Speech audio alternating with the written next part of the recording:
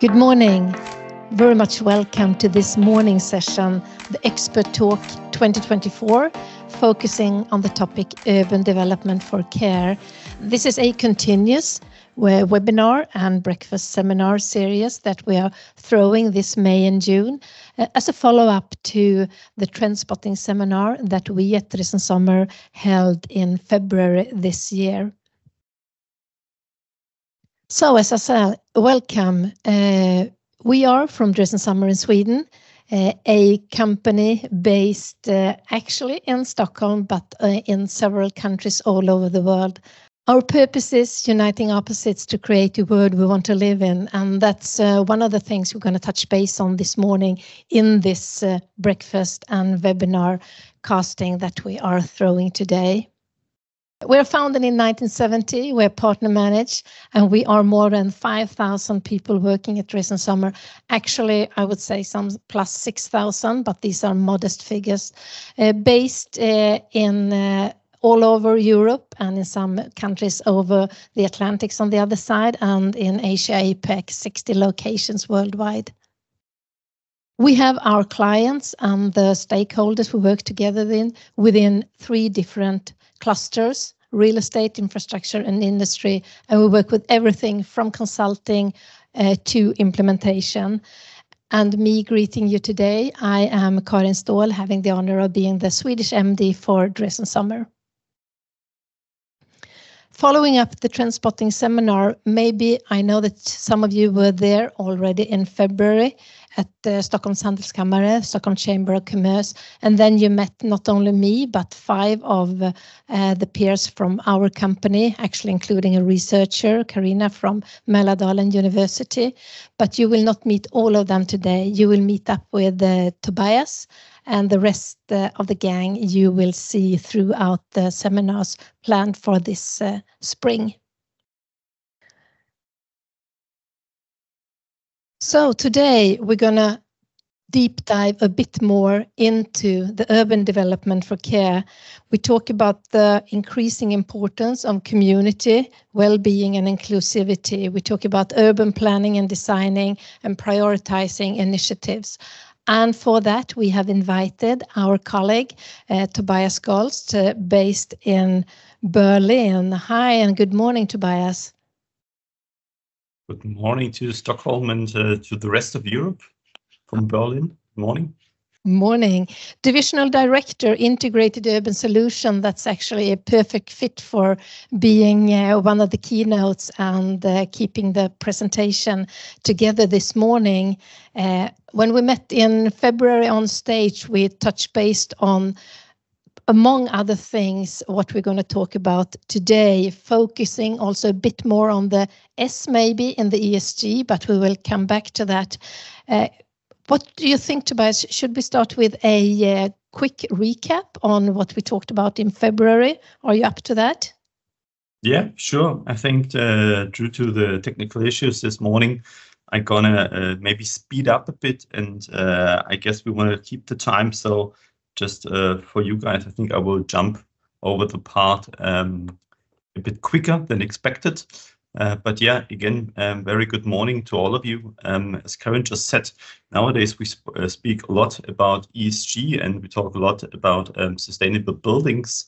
I like today to zoom out a bit more and talk about what makes a city sustainable.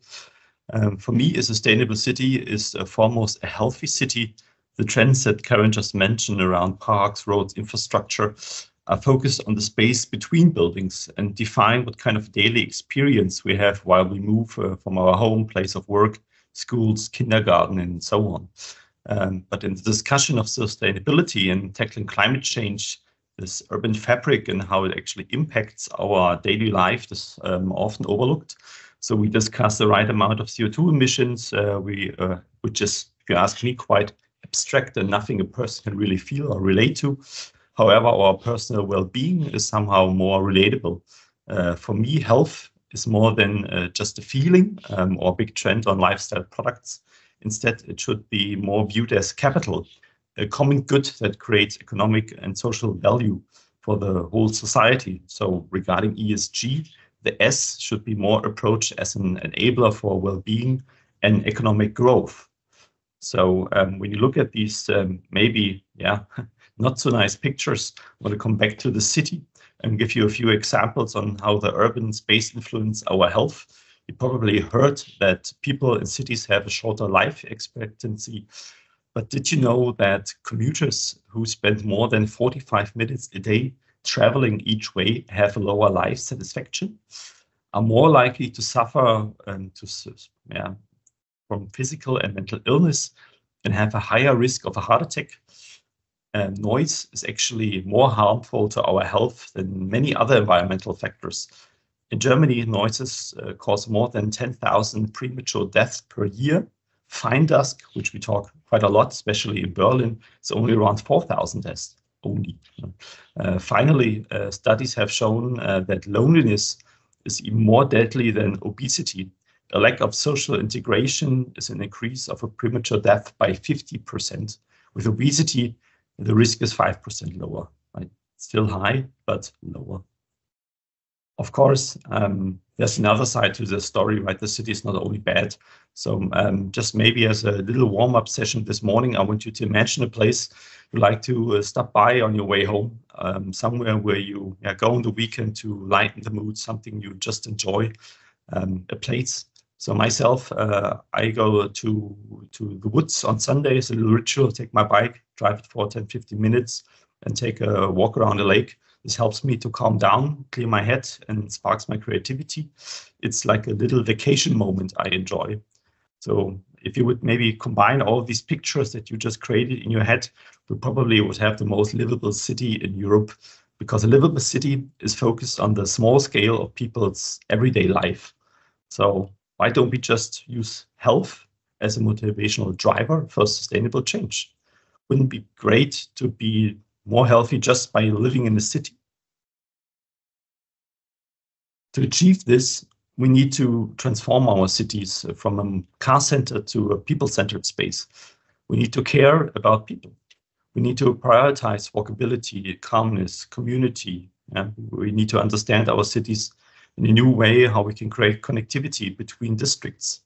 For me, this begins and ends with a deeper understanding of city users and goes beyond demographics. It's important to recognize that our values, our lifestyle, our social group we participate in shape our behavior much more than our age or our generation.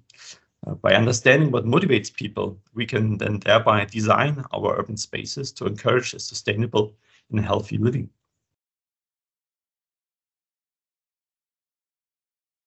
Of course, we can't only care about people when we would only look at it from a user-centered perspective. Actually wouldn't be that sustainable.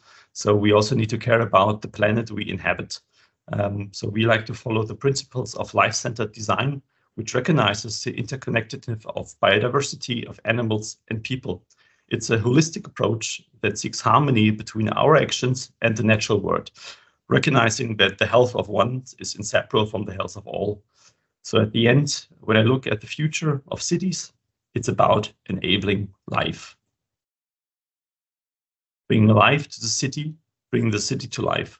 For us at Drees and Sommer, a future-proof place must be livable, sustainable, and affordable. We believe that these key criteria that we need to prioritize when we approach the city of the future. And for us, the only way to achieve that is by integrated solutions. So what do I mean with integrated solutions? I will explain that in our deep dives and show you a practical example. But very shortly, what do we do at Drees and Sommer on that urban scale? So we advertise, so we consult, we conceptualize, we plan, we manage projects on an urban scale with the aim to implement integrated solutions to inclusive and enriching living spaces. So this regards all kinds of projects from a mixed-use city, from a new district, Berlin, for example, very close to our Hauptbahnhof, to the university campus, or transforming residential neighborhoods from the 60s into a new multifunctional space. So we have our approach of integrated solutions that we address on all these kinds of projects. And what we learned from all these projects is that we actually need to work earlier in a more holistic way. So for example, just instead of going from one aspect to another to create an urban design first, and then a few months later, someone like an engineer comes in and looks at the CO2 emission and the possible energy solutions, we kind of like to work holistically in the beginning and do these holistic concepts. And you see a bit of our mythology here. We have this motto called from prototype to production. So we like to define the right project requirements quite early in the projects, connecting all the expertise. And we do that by connecting traditional engineering expertise and developing services and principles of design thinking. So taking a bit also from the idea from product design, customer centricity. We have a colleague from Gehl Institute who also will join our discussion later. I'm quite keen on his perspective regarding user-centered aspect. So our goal is in the end to implement these kind of projects from the vision to the operation, to maybe put one more key message into your head. What we like or what we find is like central on our work is that two aspects that we need to work user-centered, user-oriented, and we always try to make place-based solution. So it's user-oriented, place-based, and integrated solutions. And we start with the user. So we ask these kind of questions: which users are on site? Who is already there? Who do we want to attract? What is missing on this location? What do we need to add so it will be attractive to the future users? What do they do? What kind of potential distraction does the location offer?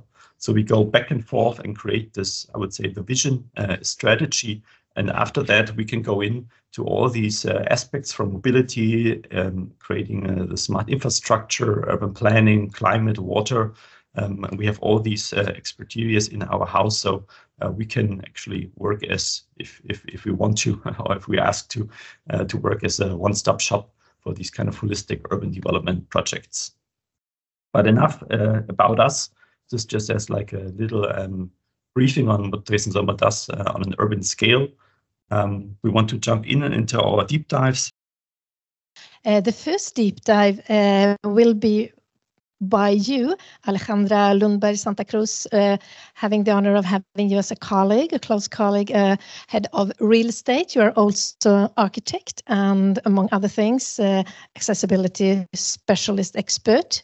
And what we now have on the screen here, so I just leave the word to you, Alexandra. Hi, good morning. Welcome, everyone.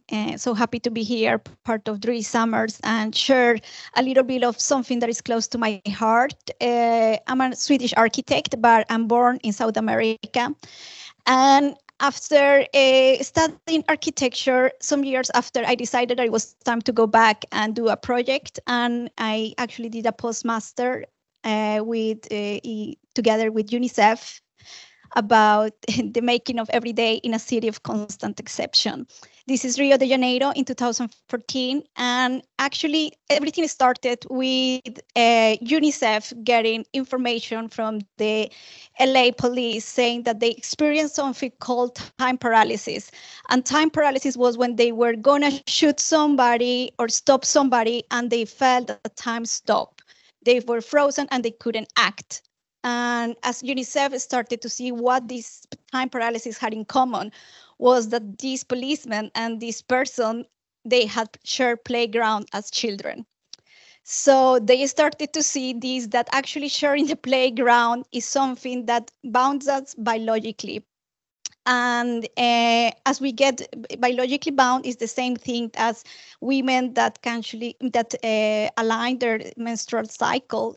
Is exactly the same thing that happened to these people, that by sweating together and sharing the space, they intended to protect each other. And it's something that we have embedded in our DNA from many years, thousands of years ago. So this is Rio de Janeiro. I'm just going to take it a little bit faster. And just to understand the city, how the city has developed. Brazil, as you know, is a colony, a Portuguese colony. And all these colonies around the world share one thing, and is the unfair appropriation of land. So as you have slavery and unfair appropriation of land, you tend to see the shapes of the city is different from cities that haven't been colonized. So if you take the next slide, Tobias.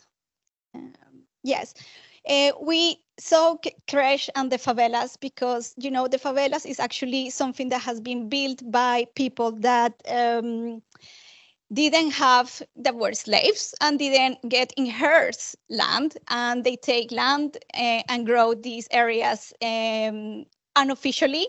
So I'm here doing a study of connectivity and place-based solution in a favela called Maré. It's an unofficial favela, which means we don't have real data of how many people live in these areas. We don't have all the data of how many people die or how they are registered or addresses, but we have more or less some data. So all the studies started by studying density. And Maré is a very dense area in Rio de Janeiro, and we started to see what are the things that shape this neighborhood, what are the problems, and how can we contribute to walkability, to connection, and how can we just improve by using urban space as a tool. So if you see here, the density of Rio de Janeiro, of this favela, is half of the density of Manhattan. And if you think half of the density of Manhattan in a favela, it's absolutely dense. There is no greenery, as you see here from this picture. Is very tight, and you don't have any skyscrapers. So to create a density in buildings that are only 1 or 2 floors is super dense. And here what you see, the yellow spots, is that actually something that you see in favelas is that there is community. And there are spots that are like where kids are welcome. It could be like capoeira center, it could be an observatorium, it could be a football yard, a basketball yard. And we started to spot on these sites. But favelas are also very segregated inside the favelas. As crime grows in these areas, also the areas where children can move are very lined up. They know that they cannot go on the other side. They have to pay if they want to use the football yard. It kind of belongs to someone. And all these things just created a lot of chaos. So we take the next slide, Tobias, thank you. And here, actually, something that I say, if you go to a place and want to implement something, talk to the people, talk to the local people. As I'm sitting here with the kids from this favela, asking, what do you need? What would you like? What is the biggest problem? They say, for instance, a government or a mayor came to do a skateboard yard for us. But we live under $1 a day. No one of us owns a skateboard. But thank you for the skate yard. These things continue to happen a lot as we develop cities. We don't know for whom we're building. So here they're talking about greenery. They're talking about having a safe place to move. And something that in favelas exists is community.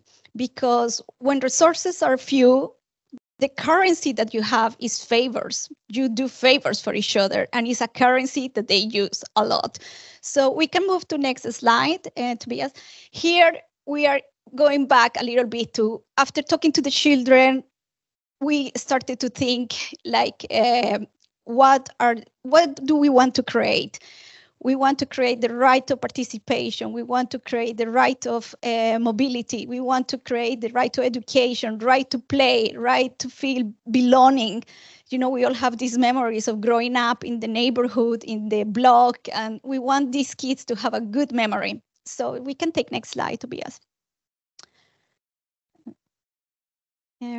So this is the hopscotch strategy. It's an idea, a metaphor for something that we created in Rio. And I don't know how many of you play the hopscotch growing up. I love the hopscotch, and I actually love when you arrive to heaven. After jumping around, you arrive to heaven. So we started to identify these places where kids could do things together, and we started to call them heavens. And we started to link them by the hopscotch, a yellow link between these places, in between them, you can see here. And in the circle, what you see is the heaven and the children, and what is outside is the people, the commoners, because people exchange favors, so they would take care of each other's children. While I was in Rio, they call it, no existe una cosa como otra filia de otra persona. It means it doesn't exist such a thing as other people's children. They're all our children. So this is embedded in them, and there is a lot of single moms in this area. So as we did a Photoshop of we're going to do this, how can we link these areas, and very narrow pathwalks because they are so tight. How do we do this so that the kids know they can move here?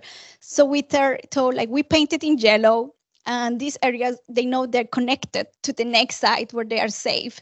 Either is an open space, and all these places, what they have is that it's for free to come in, they can play with each other, and the commoners agree that children can move in this path without fearing that they cannot move in that area. So we can take next slide. And this about the hopscotch is we needed to something that was scalable, that we can use in a little area like a favela in some blocks, or something that we can scale around Rio. Next, Tobias. Yes, and we don't have the data from the experiment in Rio just because the people, as I say, there are no sensors here that tell us how many people live, how many people die. But the experiment has been done before in Bogota, in my hometown, and in Curitiba, Brazil. And these pedestrian walks that have been built, like these place-based solutions that they have built, creating links between libraries and parks and things. And in Bogota, for instance, is a 35-kilometer long pedestrian walk that links the poorest area with the richest area. And what we saw as a result was that 42% crime drop. And it shows us that sustainable urban design can be the foundation for social justice. And as you mentioned, Tobias, in environmental social governance, we don't talk as much in the social part. And this just proves us that urban space and development is the beginning of social justice, something that we can implement in environmental social governance. That was it. Thank you. Thank you, Alexandra, for that deep dive. I just want to strengthen that. I really like this example that is quite international on the other side of the globe. But I think it's when you dial it down in the end, it's about looking what the children really need, what are the local issues, and then have a place-based solution. So and it's also about transforming an existing space. So I think this is where we want to open the discussion and also, kind of welcome our little surprise guest. Yeah, welcome to the meeting and presentation, Kristian Skovbakke, Villadsen, Director, Associate Partner, Gehl Institute. Happy to have you here also in the room. Alexandra, I know we threw into the discussion this week. We talked about the car, the pooling, the parking lots, etc. Yes, before Kristian, you go ahead. I just want to show, because this is a picture from Stockholm, from Sweden, actually. And the first picture here to the left shows how many people in the population of Sweden own a car. And it's around 45% of the people own a car, and 55% don't own a car, which means we have around 5 million cars in Sweden. We have a population of 11 million. And the second picture to the right shows how many people from the population of Sweden live in urban areas and how many people live in rural areas. And you see that little one, 5%, that's 87% of the population of Sweden live in 1.5% of the areas of Sweden, which means we have 5 million cars in a very tiny area. So just this is to get some perspective about density. Kristian, please go ahead. Well, thank you so much, and thank you for the invitation to come in here. It was very wonderful to see such great projects by kindred spirits. When I spoke with Tobias yesterday, I promised also to bring up some points of difference and so on, but I have to say that I'm really impressed with the work I've seen. However, I wanted to reflect a little bit on it, because I think both project touches on something that for me is very important these days and that we work with as well quite extensively, and that's the notion of sustainable behavior. And for me, sustainable behavior is simply understanding the processes needed to bring places from one thing to another thing and to deal with the challenges that are there. And I think we saw that illustrated in different ways in the two projects, maybe very clearly illustrated also through diagrams with the last project in Berlin. But for me, it is really understanding the processes needed to go to the place where we, at the end of the day, can change the everyday of people, can invite people to live more sustainable, and to make it easy to do good in our cities. The other thing that the two projects touch very much on, from my perspective, is this notion of understanding resources. We are past the moment where we can demolish and bring in new stuff. We can't continue to do this in our world. We can't continue to build on greenfields. We need to look at our existing cities as our core development point. And again, here both projects touches very well on this. I think we are at our office at Gehl have said that, you know, greenfield isn't really a place where we should develop. We should look at brownfields. We should look at how we can densify within our existing cities, how we can bring new qualities to the city. But I think also, and maybe you had very limited time to explain the project, but I think you're doing just the same, Tobias and Hannah, to say by building in our existing city, we also pulled on resources that are already there. We don't have to rebuild the infrastructure. We don't have to rebuild the public transport. And despite the fact that I think, Tobias, you mentioned on the health perspective that we live a little bit less long in a city, we also live less long if we commute very far. At the end of the day, living in cities is more sustainable. There's new data just came out of the green think tank Consider in Denmark last year that showed that simply living in a city of family of four cuts about a third of your personal CO2 footprint because of all we share. And I think your project touched very well on these things. The last thing you brought up was the notion of the amount of cars and the space we use for cars in cities. And of course, this is a well-known fact. I did a few years ago a project with Senat von Stadtverwaltung in Berlin, your hometown, Tobias, and we did a very simple test on Schönhauser Allee, one of the main arterials leading into the heart of Berlin. And here we found that I think it was 72% of the cars that were long-term parking. Imagine the amount of space we use in our city, and I think your last project showed that as well. We use insane amount of space for cars. Somewhere between 20 and 30% of our cities are streets, but that actually means that the streets makes up to somewhere between 60 and 80% of the public spaces we have in our cities. And by public spaces, I mean, this is what we all pay to. I mean, this is the infrastructure that our tax revenue goes to and so on. And we should put demands on that. It shouldn't just be a monofunctional car infrastructure. Streets, public spaces should really be for people. And I think that was well illustrated in the projects. Now, I want to go and give other people a chance to comment, but I just wanted one last thing, Tobias. I've worked extensively in Sweden with the Plattenbau, and I recognize as well the German word as being very precise. However, they are almost as good in Sweden because they call Plattenbau the Million Program, simply referring to the amount of units they built from 64 to 74. And it's also very, very same.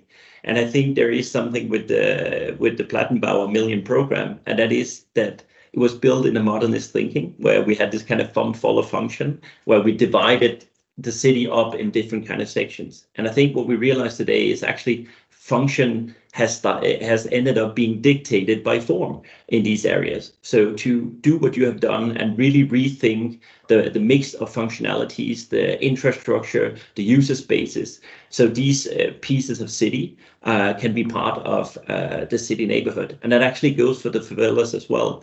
We worked with a big favela in Buenos Aires, Barrio 31. And there was also about saying, this is a piece of the city. I've also worked with Rosengården in Malmö, one of the biggest miljonprogram in Sweden of Plattenbau projects.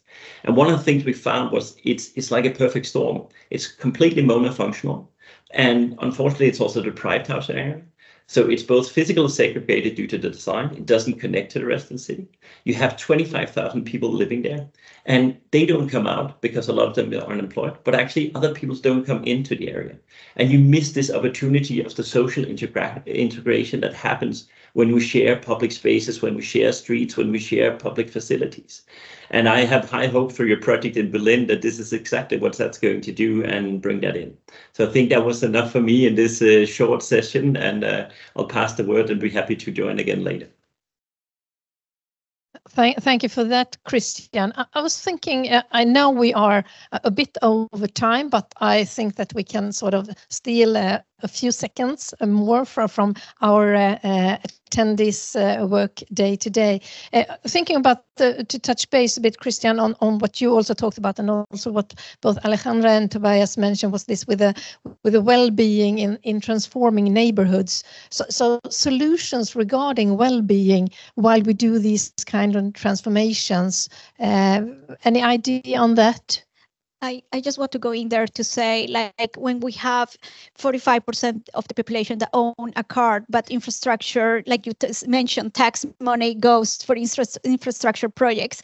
You are investing mostly in people that own a car. If you don't invest equal, or 55% of the investment goes to pedestrian walks and parks and common areas, then you're not really you're not using this equality does not exist. So you're giving privilege to those that own a car. I don't have anything against owning a car, but these figures just show how we should be investing. But how then? Any idea of how could we make it more interesting and desirable not owning a car? Yeah, I mean, I think, Kristian, that's something where you just want to jump on, right? I think it's in the end, it's about attractive spaces, right? And as we started enabling a sustainable lifestyle, we need to be able to walk, to cross a street without barrier, especially also for the elderly and children. And we just need to provide all the functions that are needed for daily life, right? From the supermarket to the school to the green area. And it's really this, I think, this idea of well-being, of life quality, livable city. It's always a very big meta talk, right? Big words. In the end, for me, it's about really the human perspective of a daily life. When I go from A to B, when I go and pick up my kids, when I go to work, what kind of offers do I have when I walk, when I bike? What can I do? Can I pick up some flowers on my way back? Is that easy? Can I just get some food? And I had a very long day yesterday in the office, right? So I just picked up some food, went to the park afterwards with my bike. That was easy. I wouldn't have had that vacation moment if I would need to first take the metro for half an hour, right? Then I would never have seen the sun yesterday. So this is, I think, about the structure of the city and giving the right offers and diverse offers. And these areas that we talked about, the Plattenbau, they lack these functions. And it's actually by the mobility, we segregate these people from the city, and we don't give them access to the same life quality. So I think increasing well-being really starts with increasing the offers that you give to our citizens. And if I were to reflect on that, I can just second what Tobias is saying. I live in the city of Copenhagen where 60% commute on bike every day. And when people are asked why they bike, they don't say because it's cheap. They don't say because it's healthy. They don't say because it's good to the environment. 2/3 answer because it's easy, fast, convenient, because we brought in the infrastructure for it.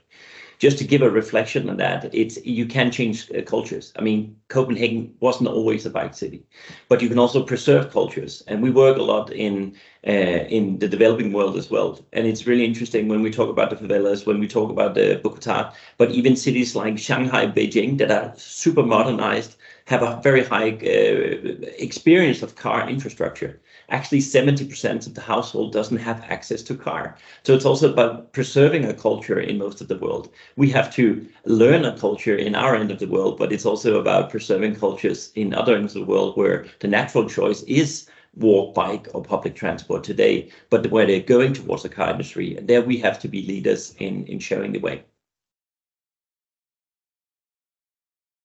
Actually, guys, Alexandra, Kristian, Tobias, I think I would like to ask the same question to all of you, starting with you, Tobias. What stands in the way of positive change? No, don't think too much. Just say it. I think it's regulations.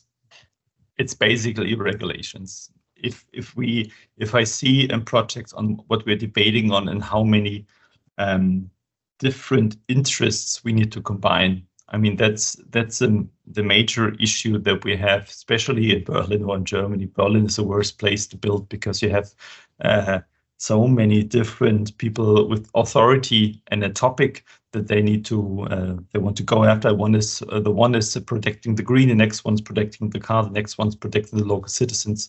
So I think it's we are more preserving than we are developing. So I think it's a bit of a mindset change, and also the regulations where we need to be more provocative and more active. Thank you, Tobias. Kristian. Well, I can only second that. I think it's back to actually the Plattenbau, the Millennium Program. When we rethought our cities, we with the modernist thinking, we also rethought how we structured our city entities. So we always have like a traffic department, a green department, a housing department. So what we try to do is in our processes to bring people together and actually realize the interconnectivity or the connectivity between the different functionalities. And of course, as Tobias says, this links directly to the regulation, because I read at some point that 90 to 95% of global planning regulation was written from 1950 to 1970, where we probably built the worst cities of all times. So I think the time has passed where we can lean on tradition. We need to pilot projects that challenges both our processes and our regulations to find new ways, because we are out of time, so to speak, from a sustainable point of view. We need to find a solution that works with using the least resources, not just in the build process, but also enabling people to live sustainable afterwards in their everyday lives, to keep reducing resources for the end users. Great, thank you. Alexandra, did the guys leave any words left for you? I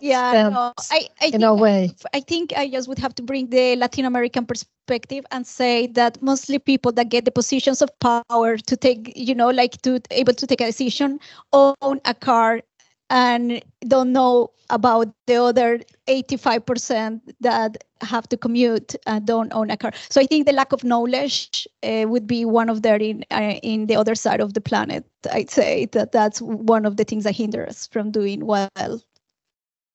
Thank you. Thank you all presenters and attendees in the dialogue, giving us a great platform and fundamenta with the services we can provide and with all the great insights on what we actually want to achieve in creating the livable cities with a possibility for prosperous health and well-being. With that, a big round of applause for Tobias, Kristian, Alexandra, and thank you. Thank you, guys. Thank you, guys, and thank you attending in the real life room and you in the virtual life. In 2 weeks' time, on May 28th, we'll meet the same place, the same timing, then with a focus on big data, greeting our colleague Minu Tegethoff to the room. Greetings from Drees and Sommer. Happy to see you. Take care, guys. Bye. See you soon out there. Bye-bye.